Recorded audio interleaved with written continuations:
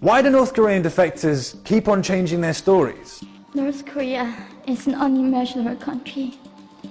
When I was 9 years old, I saw my friend's mother publicly executed. Her crime? Watching a Hollywood movie.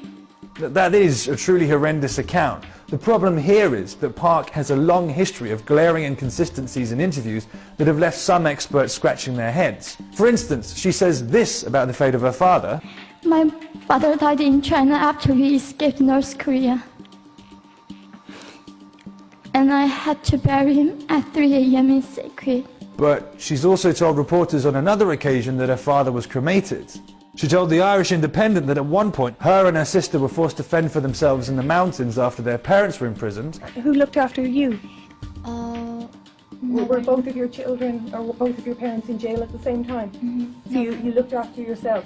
Yeah, sister and I. How did you survive? We had to find our ways to find the food to eat, and I had to go to mountain and just get the grasses and plant there.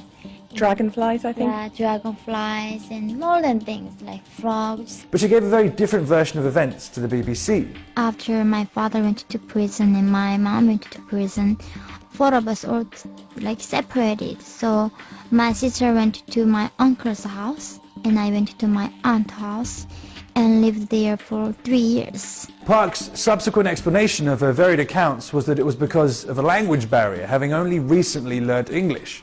But such extreme differences in narrative are clearly more than just translational errors. In the end, we don't know what to believe. The same is true of other high-profile defectors. For example, former prisoner Shin Don-hyuk confessed parts of his testimony that went towards writing the international bestseller Escape from Camp 14 were false. Similarly, former intelligence officer Kwon Hyuk told US Congress he had witnessed human experiments. His accounts were retold in a BBC documentary. However, South Korea's Yonhap news agency later revealed that he had never had access to such information. But why is this happening? With North Korea almost completely cut off from the world, it's perhaps unsurprising that journalists are willing to pay a lot of cash for eyewitness accounts. These days, it can be well over $500 an hour. The juicier the details of human suffering, the bigger the bucks and/or exposure. But the press then turn a blind eye when sensational claims are disputed.